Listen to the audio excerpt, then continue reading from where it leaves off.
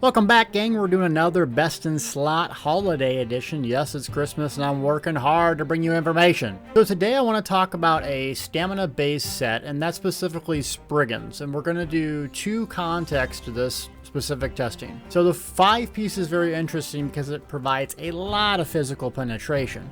So what we're going to do is test this both in PvP applications and then PvE, so you can decide, is this considered best in slot? Before we talk about Spriggans and physical penetration or spell penetration, it's important to know some context to PvP. But you have to factor in one thing, and that's damage shields like Hardened, Ward, Harness Magic, Bone Shield, Blazing Shield, Igneous Shield, so on and so forth, cannot be crit, nor do they have mitigation. What I mean by that is that Hardened Ward is not affected by your penetration. It's not affected by your armor and your resistance.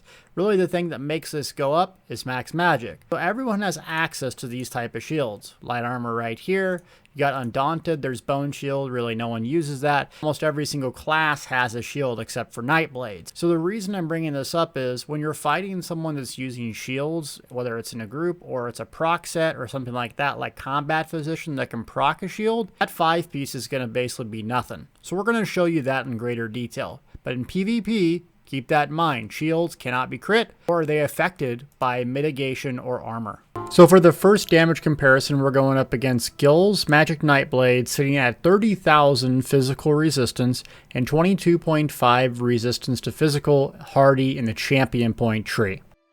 So for the first test, I'll be using my Spriggans Stamina Templar build using Automatons, Veladress, Spriggans, 11,561 penetration. I will not be using major or minor brutality or crit. So it'll be basically just no buffs whatsoever, just my gear on, beating on Gill.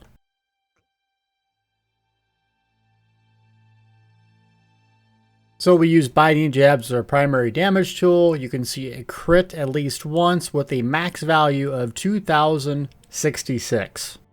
Now the much cheaper and easier to get set, Agility's 3-piece, and then Lecky's swords on my dual wield, or a VMA on my 2H. You'll see that it drops my penetration down to 7,654, but you'll also see I have a lot more weapon damage. Let's see how this works.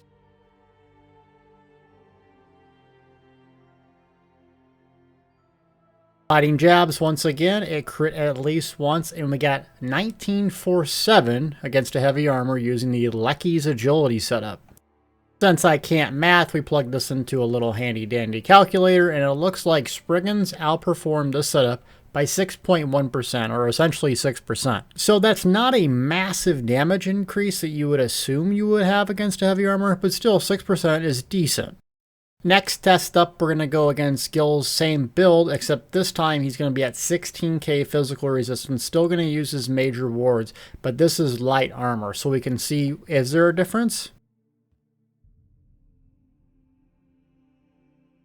Biting Jabs crit for 2668 as our max value.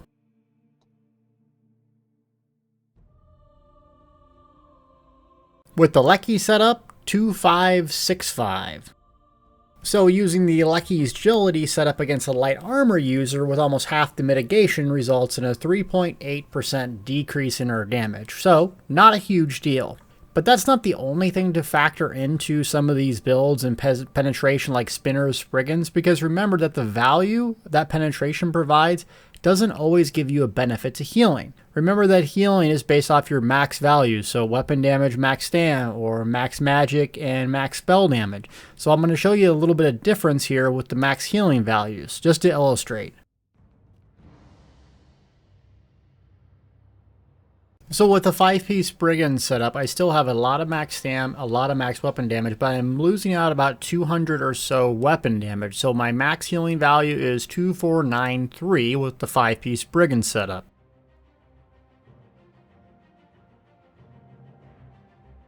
So with the Lecky's Agility setup, a little more weapon damage gives me a little bit more healing, max value 2550. So that only nets us a 2.2% increase in healing value or decrease, but remember that before you decide in a 5-piece. is your primary damage source also healing you? Like a Magic Templar using, let's say, spinners or spell penetration, their puncturing sweeps also heals them combined with damage. So the amount of damage they do directly impacts how much healing they get. Stamp Templar, biting jabs, does not heal you, so that value is a little underwhelming. The last test we're going to do is against a Magic Sorc Shield Stacker. Remember that physical penetration is going to be a factor, nor can you crit. So let's see how these sets perform in that application.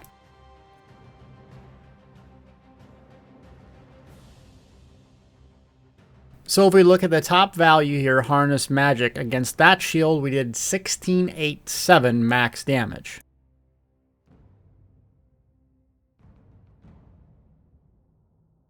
With the Lucky's Agility set up, you see the max value shoots up to 2563. So you see that's obviously a massive increase in damage against shield wearers. So what I'm trying to get out of this PvP example and test for you folks is that you have to think in broader terms than Spriggan is the best for every single application. Everyone should be using it no matter what build you have. Because there's a lot of different factors that determines if something's good or not. Is Spriggans good? Yeah, it's really, really good. Is it the best for every single build? Well, no, not really. So recapping this test on PvP, you need to factor, does your set work against shield stackers? Does it impact your healing values? And is physical penetration beyond a certain point irrelevant? So that might help you picking out a good 5-piece in PvP. So let's move on to PvE and see how it performs. So I'll be using my Stamp Sorc, and this is by all means not best in slot, just whatever I had on me. And we're going to use Night Mother's Gaze in comparison, because the 5-piece also provides about 2500 at legendary value physical penetration. Also to factor in something, Night Mother's Gaze has a lot of crits, 6% in fact. So remember that the harder core trial groups that you're in, mobs have about 18,000 resistance. The goal of every single trials group should be to limit the mobs or that boss's resistance to basically 0. So crit becomes greater and greater impactful in more coordinated trials group, where weapon damage, max stamina, and crit is still very valuable, but penetration is really strong solo. So with my crap PvE setup, we're going to go beat on them using Night Mother's Gaze, and we pull about 23,000 single target DPS with obviously non-optimized gear. So the damage doesn't necessarily matter, it's the percentage and difference between Night Mother's Gaze and Spriggans. So let's throw Spriggans on and see what we do. So same champ points, same everything except a 5-piece Spriggans. Impenetrable trait, and I'm using obviously a weird Mundostone the Steed for just a speed build. So going back in here with my crappy DPS setup here, and we pull 24,000 single target DPS. So a little bit more DPS, about 1300. You can see the max values and the damage is pretty consistent. Where my resources and where everything was is also pretty consistent. So it went up about roughly 5%. So some things to think about within Spriggans is, are you solo? Veteran Maelstrom Arena, Spriggans can be pretty strong, but also you have to remember that it's not easy to get those weapons, those body pieces, where you can craft Night Mother's Gaze and you can use it. Another thing to factor in, the harder core dungeons and trials teams you are, the less valuable it's going to be to use Spriggans. Some final thoughts on Spriggans versus the World. I think it's a great 5-piece set for a lot of application, but remember, best in slot is relative to your situation. When people say, you got to use this, you got to use that, well, what's the context? You fighting against shields? Are you in a hardcore trials team? You doing Vet Maelstrom Arena? So these things that I offer you in my builds, this is the kind of testing that we go through to kind of see what is best all around for you to pick up and use and why. Thank you to Gill and Faso for helping me out testing this specific stuff. Thank you for watching as always. We'll see you tomorrow hopefully for our 100K giveaway and the return of me streaming.